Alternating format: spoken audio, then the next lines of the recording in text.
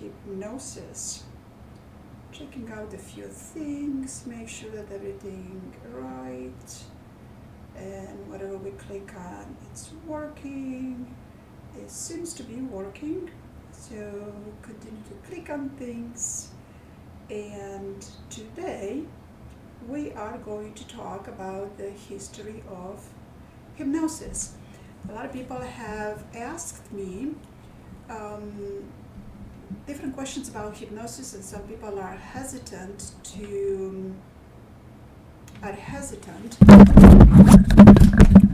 I need to get my microphone closer. All right, so today we're going to talk about the history of hypnosis.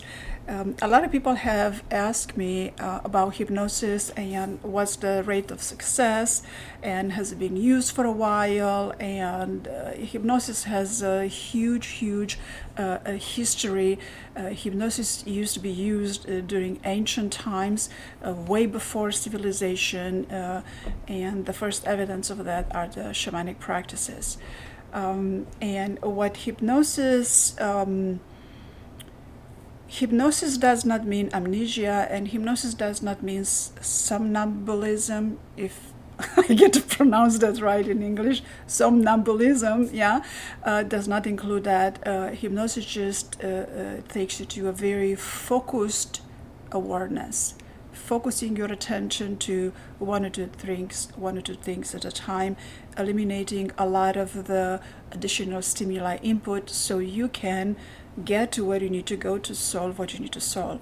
So that's a beautiful process. So hypnosis comes from ancient times, all the way back to indigenous culture, all over the globe, Africa, Australia, Europe, Northern Europe, Siberia, America, South America. And that is recorded in history in the 18th century. We had the Austrian physician Franz Anton Mesmer. That's why we have the terminology mesmerizing, because Mesmer developed the therapeutic technique that he used to call animal magnetism. And animal magnetism doesn't have much to do with what we call today chemistry. But what Mesmer defined as animal magnetism involves inducing a trance in his patients through visualization and suggestion. So this is what we still use in hypnosis today, visualization, and then work on an appropriate type of suggestion, which you're going to use for you achieving the goal that you're looking to achieve. In 19th century, hypnosis became very popular through psychologist and therapist James Braid and Jean-Martin Charcot, among the most prominent practitioners of the time. Now, James Braid is credited with coining the term hypnosis. Well, okay, and developing a theory of hypnosis as a state of focused attention, which that is what hypnosis is, focused attention. But what we understand as attention nowadays, as paying attention, is very different than a focused attention in hypnosis, because you don't go to sleep in hypnosis. It's maybe 2-3% of people that go to sleep in hypnosis. It may be first session because they're tired, but very little people fall asleep in a proper hypnosis. And Jean-Martin Charcot used hypnosis to study different psychological conditions. Then in mid to 20th century, hypnosis became increasingly accepted as a valid therapeutic tool. Well, no kidding, it was used for how long, and it was very therapeutic up until then.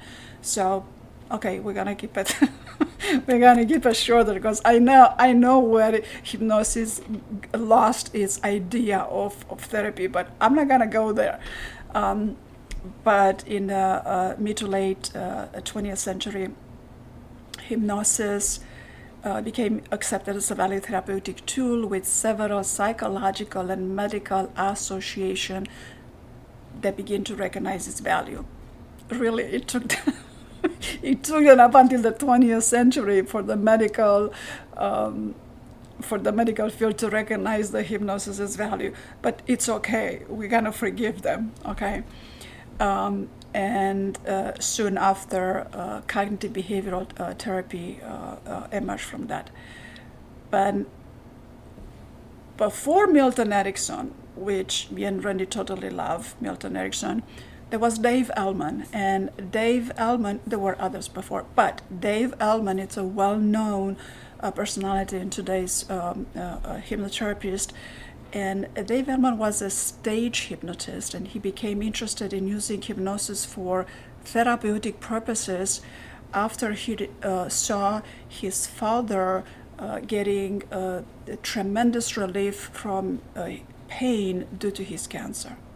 So then he decided to use hypnosis for therapeutic purposes, and he developed many rapid induction techniques.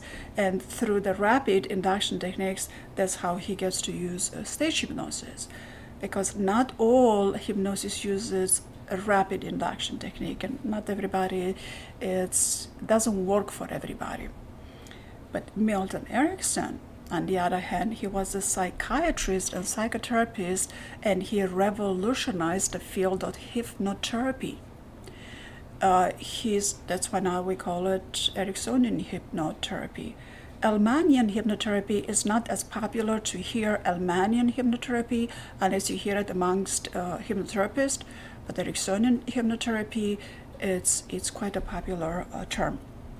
So what Milton Erickson did, he emphasized on the importance of the unconscious mind, and on the importance of language and the indirect suggestion, and a lot of metaphors. Why? Because they're evocative.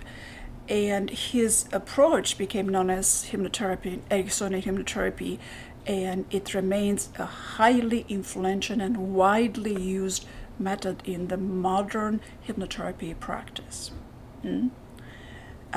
Because Erickson's contribution to hypnotherapy has helped establish hypnosis as a valid therapeutic tool and influenced the development of numerous therapeutic approaches and techniques. And if you ask me, Erickson created the basis of what we today understand as neurolanguage.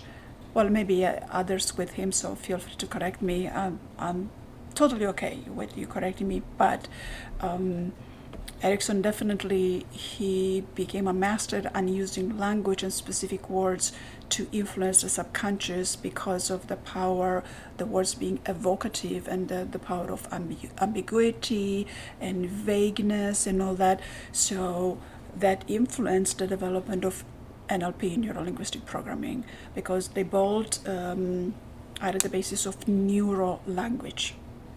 Yeah, and neuro-language, the easiest way to understand neuro-language is evocative, because if we are to communicate something vague and ambiguous, that's going to create an experience, at least in the thoughts, it's going to have a meaning for you. You're going to have a particular understanding of it, or you're going to react to it in some sort of way. So the way you understand something that's vague or ambiguous is going to be very specific to you. So that is neurolanguage, right? But today, hypnosis continues to be used in a variety of therapeutic and medical settings and research, and especially in self-improvement and peak performance. And a lot of artists and performers, people that a lot of people that you admire on stage, they use hypnosis, various different forms of hypnosis. There are many different forms of hypnosis, not just traditional or Ericksonian and I'm going to talk about that just a bit later, but right now I'm going to have Randy give us his wisdom on the history of hypnosis, and he can touch up a lot on Jay Haley. Randy? Randy, you are muted. You need to click on your microphone.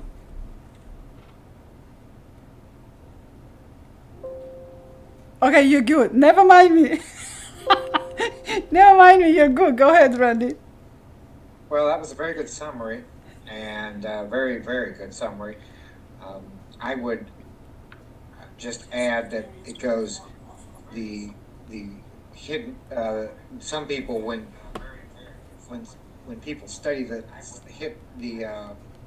history of hypnosis, some people go back 1,500 years to faith healers and to more primitive times where healers put people in trances. They didn't bring a watch in front of their face, but they still put them in a trance and had them heal. So it goes back many, many, many years.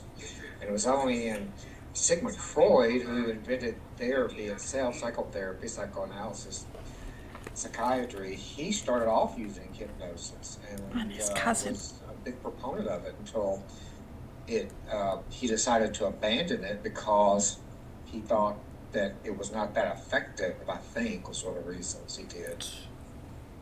Yeah, it was, so anyway, he abandoned it. But it was a big proponent, and people picked it up from him. And one of the big proponents was a man who believed that there were magnetic fields in our bodies and that he could manipulate it with his hands. And he supposedly cured people with it. It was a placebo effect, apparently. His name was Mesmer. I think you mentioned him, Carmen. And that's where our English word mesmerize comes from. People say, oh, that was mesmerizing. Well, that's where that word comes from. It's from him, meaning it's hypnotic. And hypnosis was really not that big of a deal not a big deal. It was not part of the psychotherapy world for decades, even though Milton Erickson wrote a lot of papers during the time, and Dave Elman was going around hypnotizing people in 45 seconds. It was just not, back in the psychotherapy world, it was just not, there was much more an emphasis on psychotherapy rather than hypnosis. And it still is. Hypnosis has always been sort of a sidebar to psychotherapy, and still is, but unfortunately for that. But it was only until Dave Elman and Milton Erickson, and I don't know, this may be boring people silly, but anyway, Dave Elman and Milton Erickson were contemporaries, but they had such a different style, and they were not friends. They could not connect on a friendship basis, to say the least. And one of the reasons is Milton Erickson, as you mentioned, Carmen, was a medical doctor, and he had, for better or worse, people meant that made him more of a legitimate hypnotist. But I tell you, Dave Elman, who was a radio disc jockey who went into hypnosis, there are people that worship Dave Elman just as much as they do Milton Erickson. There's a big conference going on it went on last week where there were like thousands and thousands and thousands of people attending virtually who believe Dave Elman is, in his school of hypnosis, is the best thing that's ever happened. And so it's what it is in my mind is it's a religion. There was two people that were brought in, and one group went with one person and one group with another, just like they do in religions. And one group followed them, one group followed the other, and sometimes the religions connect, most of the time they don't. And so anyway, it's just very interesting. It's only until this guy named Jay Haley, who was not a hypnotist, but was a researcher at Stanford University, they got interested in studying humor and animal behavior and humor in animals and play in animals. Communicate under the big umbrella of communication. And the guy that was leading that study knew Milton Erickson and sent Jay Haley out to talk to Milton Erickson. And Milton Erickson was such a different person and told these wild stories about therapy. Jay Haley got mesmerized himself, wrote a book about it. Took years to do it, but he wrote a book about the case studies. And when that book came out, I remember when I first read it, I thought it was fiction. It was so off the wall, some of the things he did. And for example, one of the things, I guess people would tell stories, but one of the things Milton Erickson did, he had somebody, one of his clients was a young lady. She wasn't even a teenager. She was a young lady who was had what's called agoraphobia, didn't want to leave, didn't want to leave her house. And her mother came to Milton Erickson and said she doesn't want to leave the house. She's scared of boys. This is back in the 50s. She's scared of boys, don't want to meet anybody, and she's very self-conscious about her feet. She thinks her feet are too big, and she won't leave the house. And can you help? Now, what would a therapist do with something like that? Well, Jay Haley went there. Milton Erickson went there. He decided to make a home visit, arranged this with the mother, arranged a big production with the mother. He was going to do something very different, and it was very different. And made it out that he was making a medical doctor visit to visit this girl's father. And he asked the girl to help him and go get some towels or something. And the girl was standing beside Milton Erickson, and Milton Erickson backed up and purposely stepped hard on her feet. And she screamed. And this is a published study. You can read it. Anybody can read it. He, barked at her and said these words. This is exactly what he said. If you would grow those things bigger, then a man would be able to avoid them. Now, I don't know, Carmen. That's so off the wall. It's so bizarre. It's so strange. And if we did that, we would be reported. We would be sued. We would be on the media. We'd be arrested. We'd get the death sentence. All kinds of horrible things would happen if we purposely stepped on some girl's kid and yelled at her for not growing her feet big enough. Well, he did that. A week later or so, the mother called him, said she's gone out of the house, and she started she won't stay in the house any longer, and her whole social life has changed. And they made a follow-up, and 10 years later, she'd married, had a kid. That's the kind of therapy that Milton Erickson did, but that was not hypnosis. I'm going way off a tangent. But that's the kind of, he influenced therapy because of stuff like that. So, anyway, but like you were saying, Carmen, just to get back on the topic, his style of hypnosis, if somebody's listening to us goes to a hypnosis, or listens to a self-hypnosis tape, or recording, they would hear probably not the style of Milton Erickson. They would probably hear the style of closer to Dave Elman, which is, okay, make yourself comfortable, relax, put your arms down, pay attention to your breathing, blah, blah, blah, blah, blah. All that stuff you hear in a hypnosis recording. Milton Erickson's would be, well, you know more about it than I do, Carmen. You could do the Milton Erickson stuff, but anyway, it's just a big difference. Yes, it is. And Ericksonian hypnotherapy, for me, I'm drawn to it much more because it's therapeutic. Milton Erickson focused on solving problems because Milton Erickson, at the age of 17, he contracted polio, and a lot of people don't even know what polio is nowadays, but through the virus of polio, Milton Erickson became bedridden, and she was barely 17, right? But he was an intelligent kid, and he was fed and couldn't walk and couldn't move his arms, couldn't properly use his muscles to swallow, his muscles to talk, and affected his breathing muscles. So what did he have available? What he had available was his mind. And he started using his mind, the power, talk about mind of matter. He started using his mind right there, being bedridden, and replayed the memories of him walking. And he intentionally visualized those times when he walked, and when he was able to walk, to go places, to play, to go to school, and all that. And he's done that for what else was he going to do laying in bed? Not watching TV back then. Because he engaged in self-hypnosis at this time, visualization, self-hypnosis, and also what we understand as healing.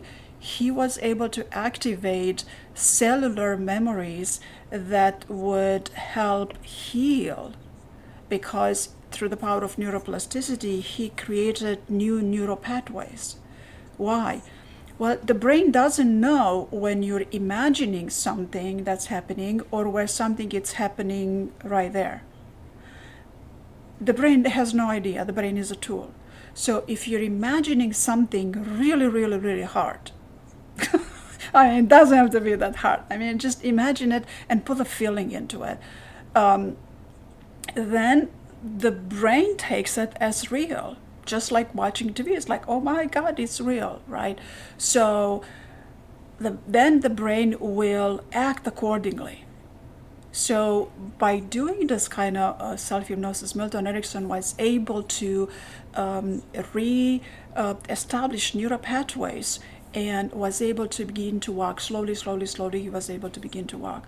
Now this is a tremendous story. Because when we look at healing, a lot of people expect healing to be something like waking Lazarus for the dead and walking on water. That's not what healing necessarily is, because Milton healed himself, and in the process he was able to use tremendous layers of the unconsciousness and the collective consciousness and cellular memory, and in the process he was able to access what I like to call the fields of knowledge, the fields of awareness. And this is a little bit of alchemical hypnosis terminology. So there is a part of the hypnosis, not all of it is completely understood, but it doesn't have to be, because when done properly and when done for therapeutic purposes, it brings results, and it's just wonderful. And you see, when Milton Erickson, when he was concentrating on these memories, and when he was doing self-hypnosis, he was actually practicing alchemical self-hypnosis, or a lot of people understand that as healing, right? Self-healing. You can put whatever label you want to that, but mind over matter, it's a big deal. And I myself experience and still experiencing mind over matter, and a lot of other people. But what's something that's very, very clear to this is attention to detail. Attention to detail, it's extremely, extremely important. And that's why hypnosis it's a state of focused attention. Because we have our attention, it's not just what we understand as having attention, as being able to focus and to concentrate. That's not all there is to attention. Attention is a built-in mechanism. You'll have attention with your eyes closed. Your attention is still running even when you sleep. It's just a different type of attention. So in this focused state of attention, you have a lot of input stimuli that are quieted. Close your eyes so you don't have input stimuli through your eyes coming in, because we want to engage your subconscious to bring us images. Why images? Because this is the language of the subconscious. The subconscious it's not linear. It doesn't care about your grammar, and it doesn't have a particular language. Actually, the language of the subconscious is images and patterns. Yeah, and there's mathematics. It's a lot of patterns in mathematics, right? And images are very, very powerful.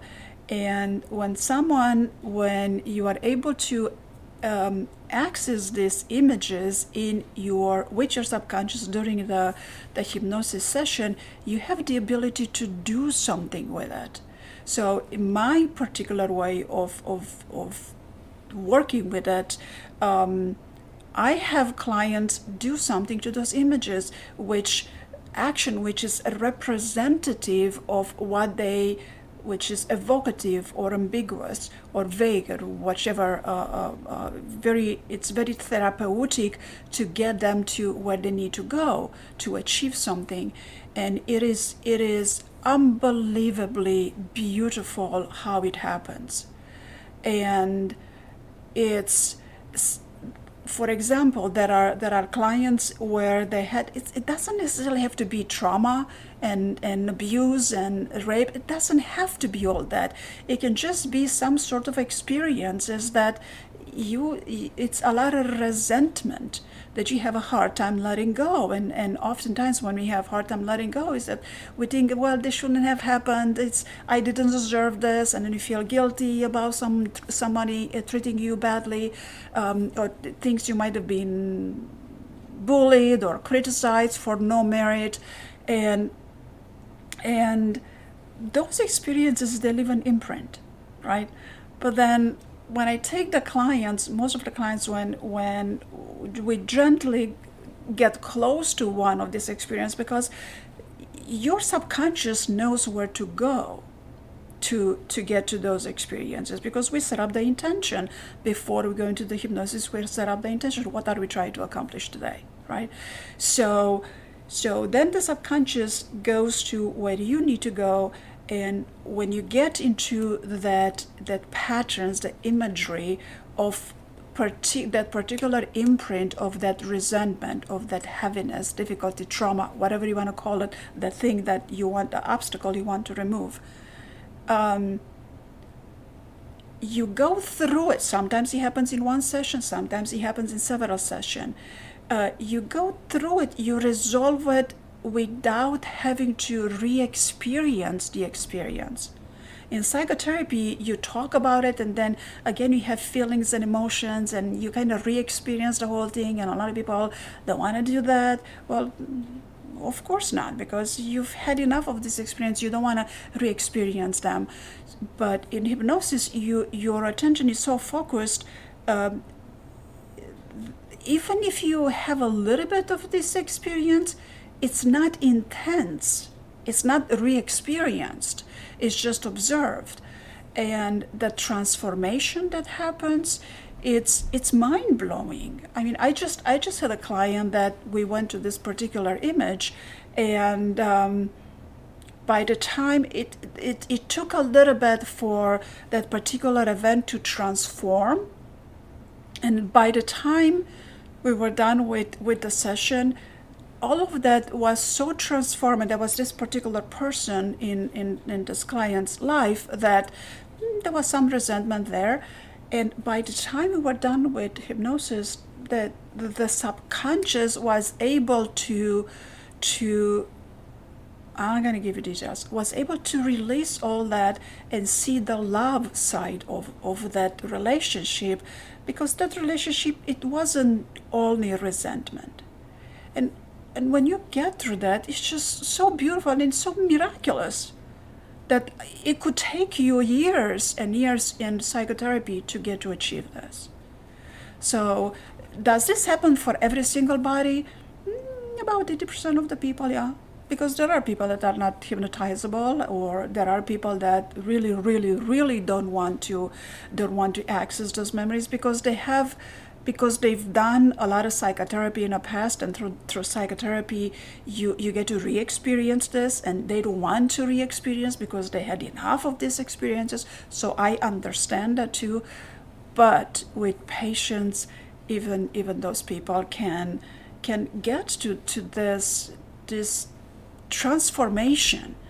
And how long does it take? An hour and a half to resolve a very significant aspect of a past timeline of experiences with one person, for example. So that's magical to me, and it's tremendously healing. Randy?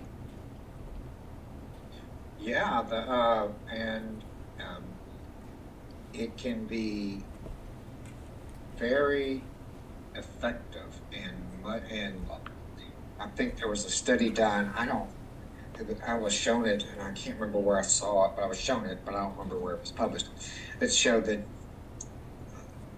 in psychotherapy, after 600 hours of certain types of therapy, that the amount of change was like 40% of the people got better, they felt.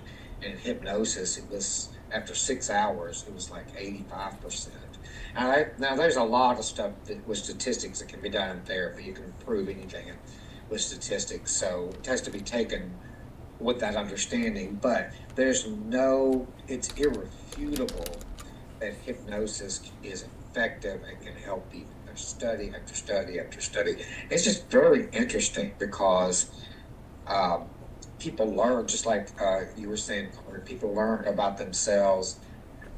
One of the things that, as I understand it, that Milton Erickson brought that was so much different, Dave Elman focused a lot on symptoms. So one of his big things was he could rapidly put somebody in a very deep trance. He did that for medical purposes. Then Erickson did psychotherapy with hypnosis, and one of the revolutions that happened was before Erickson got real popular, the idea was that the subconscious was a place of constant turmoil and fighting and stress. Remember those old phrases? You don't hear them anymore. Oedipus complex, do you remember those kind of phrases? And the ego, the id, the superego, the Oedipal complex, where a kid falls in love with his mother and wants to kill his father, that kind of thing. For many decades, those kind of conflicts that people theorized happened were the basis of therapy. The subconscious was a place that was where a lot of stuff had been repressed, a lot of bad stuff, like I want to kill my father and marry my mother. Now that sounds very kinky, but that's a Greek play called Oedipus, and that's where the Oedipal complex comes from. That's where Sigmund Freud. There's just a lot of repression, suppression. Anna Freud did like 10 different psychological defense mechanisms, as she called them. I learned all this in school. And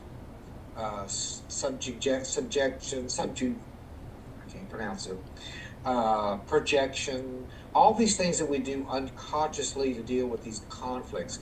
When hypnosis, especially Milton Erickson, came along, the idea was radical back then, that the subconscious was a place of healing, that there was a way for us to resolve our problems in our lives that we carried around with us all the time. And the theory was, one of the things I remember when I watched Erickson, I didn't watch it, but when I read one of his inductions, and an induction in hypnosis is getting a person into a trance, first few minutes. One of the ways that Erickson, one of the things he did that I thought was just so beautiful, was he had a person go back and he said, remember back, you have so much to learn, you've learned so much, and things seem very, very challenging, but they've been challenging before. And you remember back You remember you're in the first grade and you're sitting in your desk and you remember looking up at the wall and you're seeing these letters everywhere. And there's 1, 2, 10, 26 letters. And you learn these letters go together. And you've got to learn how to put them together. It's overwhelming. How am I going to ever do that? How can I learn 26 letters and memorize them? So I love that idea that our mind, this is where it became revolutionary, our mind is what's a good word? Storage. Yeah, storage. That's what I'm trying to, something like a storage, like a safe or a big storage unit where all of this learning resides. And if we can tap into that, that was the big revolution of Erickson, is he thought if we go into the subconscious, that could solve our problems. And it was just a big revolution because psychotherapy was like, solve our problems. That's where our problems are in our subconscious. It's all of our conflicts, and we repress. We want to kill people. We want to do this. We want to do this. We want to be criminals. We want to, everything we suppress. And he revolutionized it. And really, it's changed psychotherapy. Very rarely these days do people go back and do, you go to a therapist, and they don't say words like ego and id, and you have a projection complex or something like that. They don't use words like that. It's all changed. It's very different. So it was interesting. I didn't know. I was way away from anything, knowing Milton Erickson himself, of course. But I did train under Jay Haley, who knew him, and Haley had endless stories about him, and Haley was able to pull out the essence of what Milton Erickson did, besides hypnosis. It was a lot. It was interesting. It was just a real interesting time. Could talk about it forever, and I guess people would go to sleep and put people to sleep with it, but it's very interesting. Yes, indeed there is. And there are still people today, after all of this, somehow we're so focused on publicizing the violence and the lust and the greed on television. And on television, when hypnosis is publicized on television, it's publicized as stage hypnosis, where people, clog like a chicken and whatever they do, which is funny, and nobody wants to be made fun like that, and that's understandable. And there are still people that are afraid to go for hypnosis because they think that hypnosis means that they're going to be put asleep, and they're not going to remember anything that's happening, which is not true. They think that they're going to lose control and somebody's going to take over their mind. Well, if that was to be true, how many criminals do you think would be completely transformed by today? If that was to be true, a lot of them. So it's not true that with hypnosis somebody takes over your mind. Nothing happens in hypnosis that you don't want to happen. If someone comes to you to ask you to help them in hypnosis, to help them to quit smoking, but you're not ready to quit smoking, it's not going to work. So this client that comes to me and she really wants to resolve these issues, it happened, right? And it's a very deep experience, but also people that are reluctant to go, well, yeah, you want to go to the right person, and me and Randy are the right people to go to have hypnosis done by. Absolutely. Right? But are there bad stories with hypnosis? I don't want to go over it, and that's not my purpose. But here's the thing. I had a lot of hypnosis done. I had a lot of regression done, and a lot of past life regression. And the thing is that during those time I was completely relaxed, but I was still aware of the surroundings. And if I needed to wake up quickly and run out of that room and out of that building, it was something easy to do, right? And the same happens with my clients too. You do have control over what happens. It's just that you're under a state of very different type of relaxation. It's a state of focused attention. Yeah, your brain waves generate more of a theta brain wave as opposed to alpha or beta brain wave. And there's it is through hypnosis that what's his name, that he studied on his cousin Freud, that he developed a psychoanalysis. And then everybody was so enamored with psychoanalysis because it's so much more intellectual and it's so much more linear. It's something that you can actually measure. Where in hypnosis, not everything is measurable.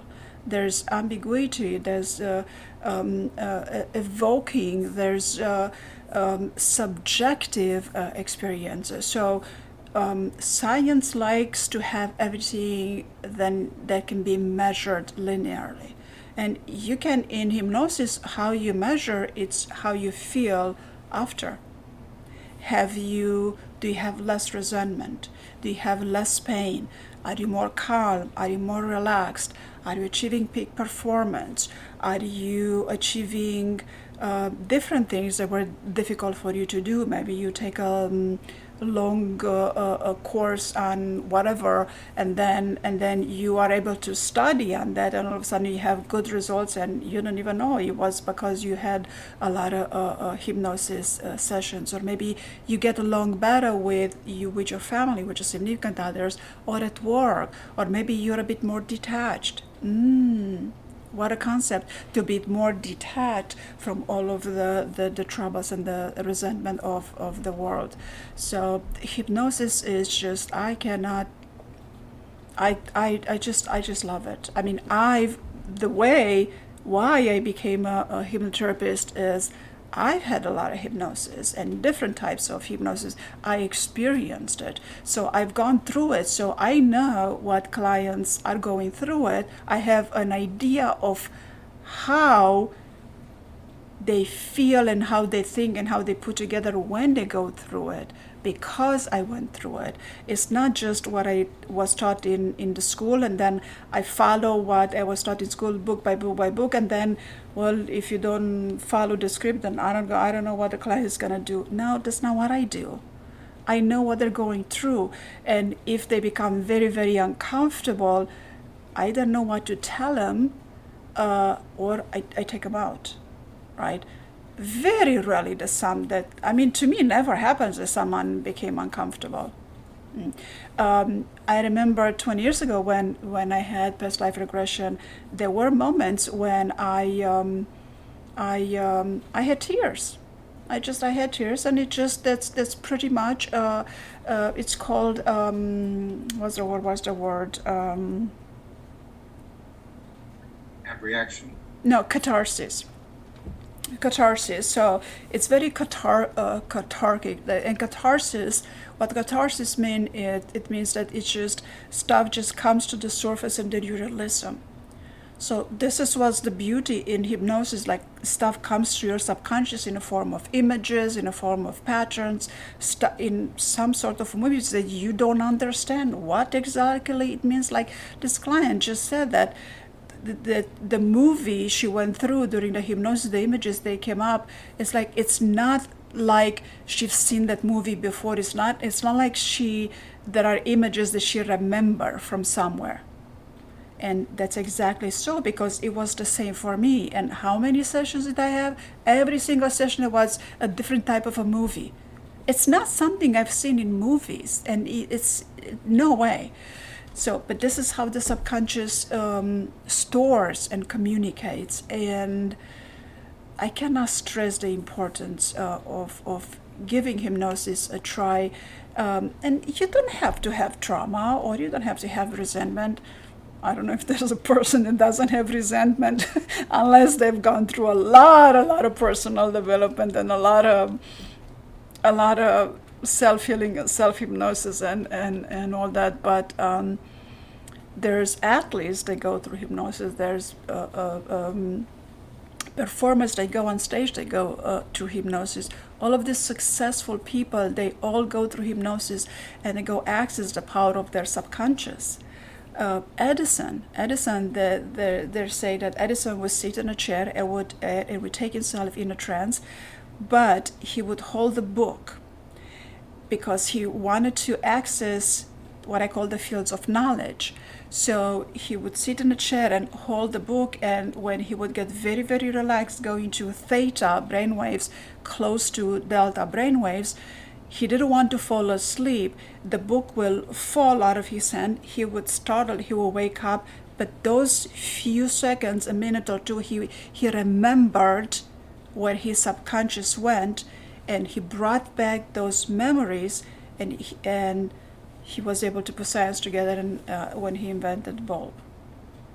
There is many stories, and then there is a film that was made on. A movie that was made about. I believe it was about Nostradamus in the 18, 17, 16. I forget what Nostradamus, which century he was. And Nostradamus did the same. I mean, even deeper than that. And there's a lot of successful people and people that have defined the course of history, people that have shaped the future that we live in today, our present, and things that are available to us by the use of hypnosis, by being able to access their subconscious at a level at a very, very deep level. Beneficial, of course. Randy? Yeah, anybody that's ever used a smartphone has been in a trance. Yes, that is true. Only scrolling to the smartphone, you get hypnotized. Only just scrolling and strolling and sweeping either left, right, or up, down. Oh, that's definitely hypnosis. Go on, Randy. You're in a trance, yeah. Mm-hmm. It's a trance, and it's done on purpose. People know how to put those programs together to make people do that. I'm one too. If I'm not careful, I can spend 45 minutes just totally and it's not like it's wrong. It's not a illegal thing, but it is kind of a waste of time at some point. And other thing too is hypnosis. Anybody can experience that. And not everyone can be hypnotized. Not everybody wants to be hypnotized. But one of the things that I think some of the things that helps, besides just smoking and eating, which is what people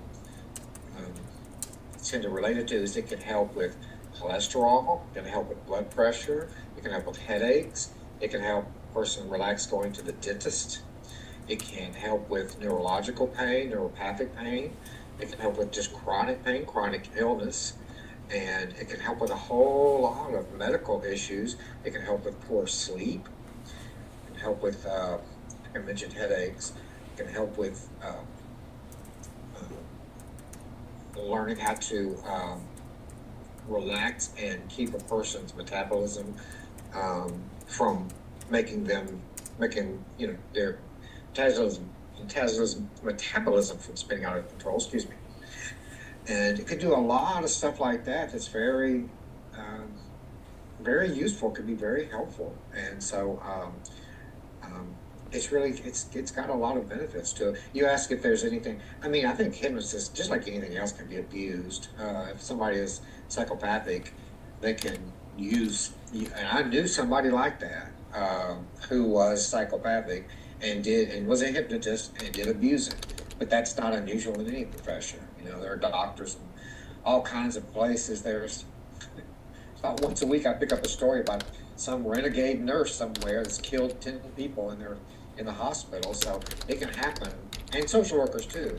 They're here in Baton Rouge. They're in Louisiana. There are some social workers that have neglected taking care of kids who have ended up dying of abuse. So anyway, my point being is that there's anything can be abused, but I think in hypnotism and hypnosis, it's relatively rare. It's not as because the people I've met, I haven't been in the field that long at all, but Carmen, you've been in it much longer. But the story you gave is exactly the story I hear from almost everyone.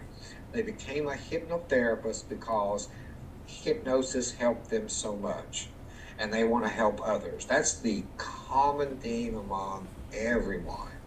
And people go into that with those type of intentions, and it makes them excellent hypnotists. And that's true. so, In my experience, people that have experienced hypnosis, people that themselves and have gotten results just like Erickson did. I mean, Erickson have gotten like quite significant. Well, I got some really significant results. You see, even in our Ericksonian intensive training, there's a lot of licensed psychotherapists, a lot of MDs, a lot of PhDs, a lot of psychiatrists, some dentists that they go to get trained in this wonderful art of hypnotherapy, because they get more tools to help their clients. So yeah, you're right. I've been practicing hypnosis for quite a while, and there's different hypnosis that can be. It's not just one type of hypnosis, but what I like about Ericksonian hypnosis is that it's solution focused, incorporates neuro language, it's evocative, it's subjective, and it's tailored to the individual. As opposed to other techniques like, okay, I'm not going to use other names because I'm not very familiar, but I know that one of the core principles of Ericksonian therapy is tailoring and utilization. So you take everything that the client brings to you and you utilize it. You take the negative and you transform it into positive. You tailor to their unique need. It's not like you have a script and then you go off the script and then good luck. No, you tailor. And a very important aspect of tailoring, not only that, but know a little bit of the client's history, but the rhythm of breathing of the idiomotor response, which is the rhythm of breathing, and then you watch their idiomotor responses on their face. The client will always tell you without words what you need to do more or less, or if you need to enhance something, and that is just so beautiful. It's just so beautiful. And oftentimes, even in the induction, when I go through the induction, I get idiomotor responses through certain words during the induction, and that gives me additional diagnostic information to know where to work on more. Like someone, for example, that really needs more, can use 5 or 10% more of their confidence. It's easy to see on the induction. I immediately see that. So it's a wonderful. This is an art. It's not just a practice, and it's not a formula that you follow. There is a concept. There is certain steps that you follow, but it's not one size fits all.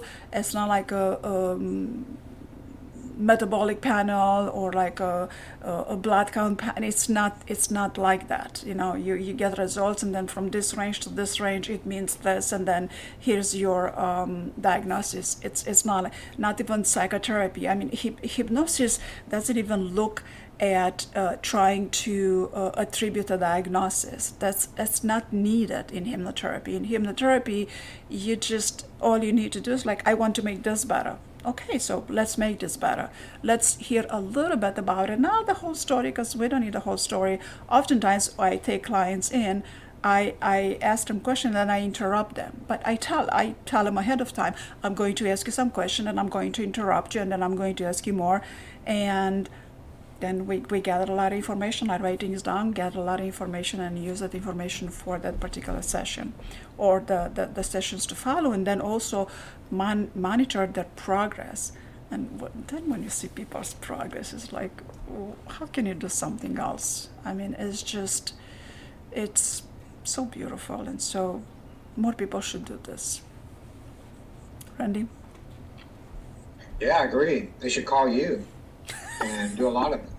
Yeah. I'm not. I say. Yeah, I mean, I have a very small private practice, but I'm not really taking money for that. I'm just not my business at this point. It's more of an interest for me, so I'm not doing it for. I'm not. Karma's the one to call, not me, for sure. But yeah, a lot of people. Everyone should do it. They should all call you for sure. But seriously though, I mean, it's really. Even if it's just 1 or 2 times, it's so worth the time and money and effort. I was hypnotized once a long time ago, and I remember I went so deep. God, it was so enjoyable and relaxing that I thought I would easily pay money to experience this again. It's just so nice. So that was the kind of thing. But yeah, I think that's it's fun to learn about ourselves better and learn one of the things that I enjoy about it is there's a type of hypnosis where it depends on what's going on, but a person, we can have a conversation with their subconscious, and we can learn what their subconscious wants and doesn't want, and what they're scared and not scared of, and what they're holding on to and not holding on to. Why don't I stick with my diet?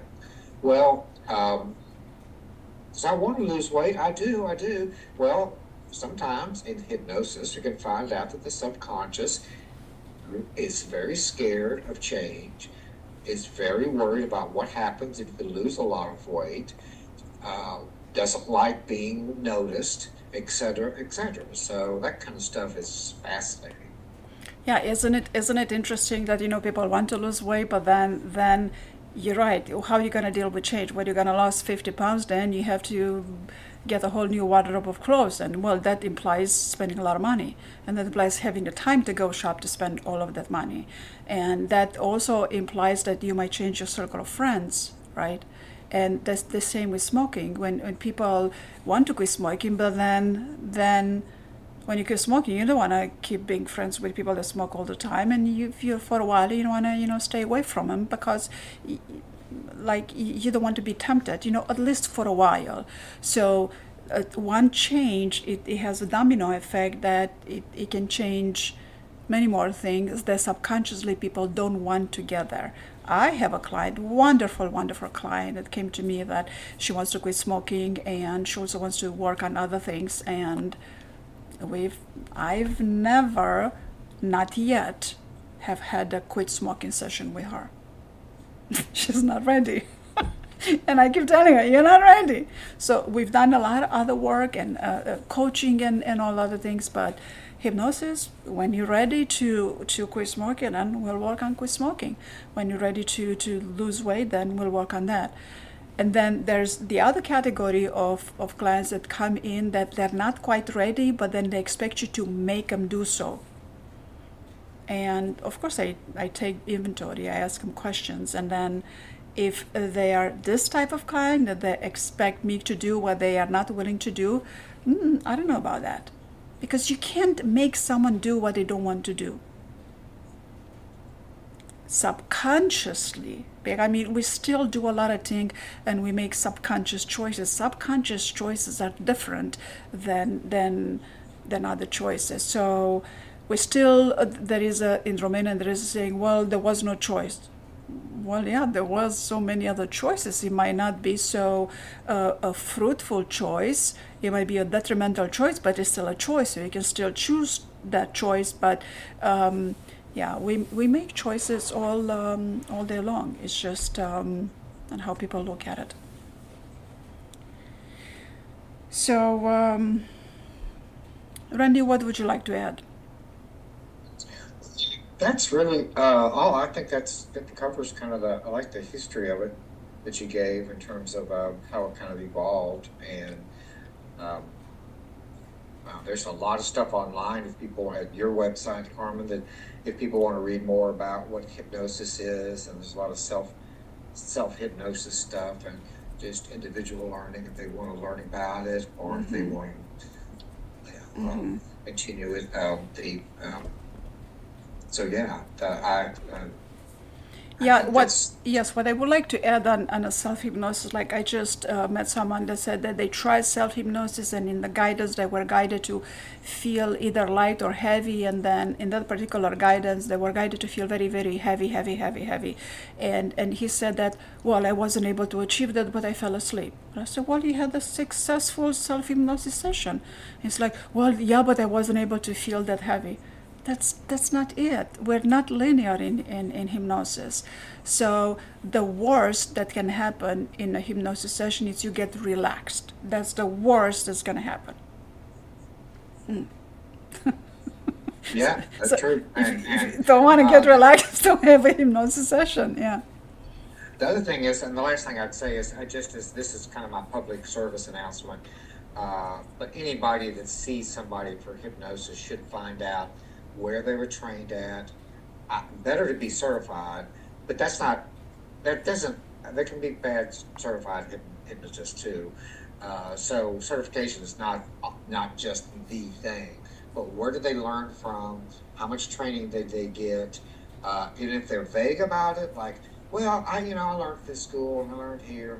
What, did you go there? Did you learn online or whatever? Just a little bit of it. If they get vague about it, then that's a red flag. I would avoid somebody like that, because hypnotism is a very unregulated profession. Anybody can call themselves a hypnotist. You can read a book on it and become a professional hypnotist. And they may be great, but I would, just as a public service announcement, I would be very careful about who I went to, where they trained. I would ask, like Carmen, well, where'd you get trained at? Well, I got trained at the Milton Erickson Institute. Well, that's a big deal. You can look it up online, and it's considered one of the best in the world. So that would be an example of that. So. Yeah, you're very right about that, because there are a lot of people that have good intention and they want to help, and a lot of people that go with what's known as spiritual healing. But even with that, you have to be cautious about it, because if you go and work on a spiritual level, and then the spiritual healer heals something for you, that it does happen, it might not have a positive outcome for the receiver. Actually, that has happened many times, because the healer, when the spiritual healer has a vision and they interpret that for themselves, they interpret it, of course, to the instinct and through the communication of instinct or knowledge from the client, but they translate it through their own knowledge, to their own patterns, which is not aligned to the client's patterns. So cautious with that. I've had spiritual healings and things fixed through that, and then actually they had not a positive effect in my life right after that. So there were stuff like we cleared something in a spiritual healing, but then we cleared some significant stuff out of my life, which did not impact me positively. So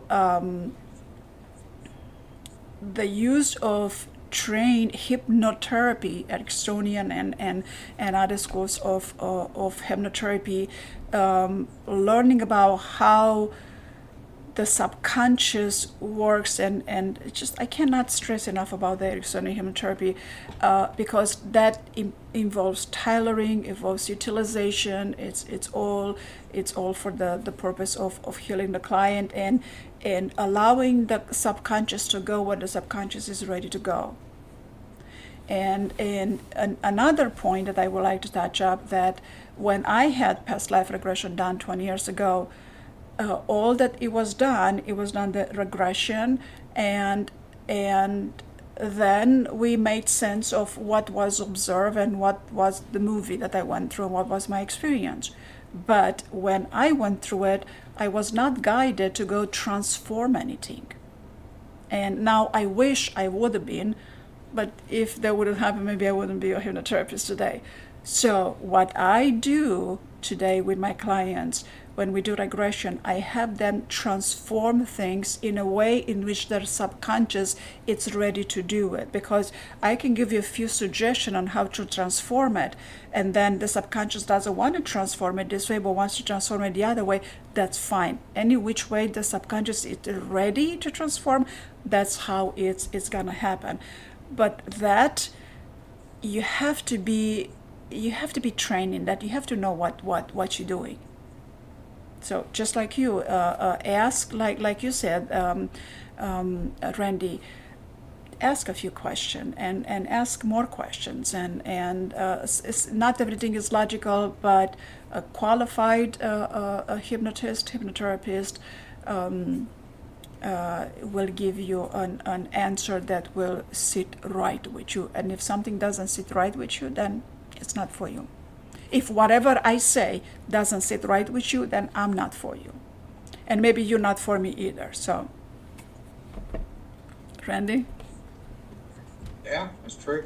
Exactly right. I think that's if you get trust your instincts, and if it's a bad feeling, then that's a big red flag, and somebody that we avoid. There are too many therapists around that are much better than to go through something like that. Yeah, very true.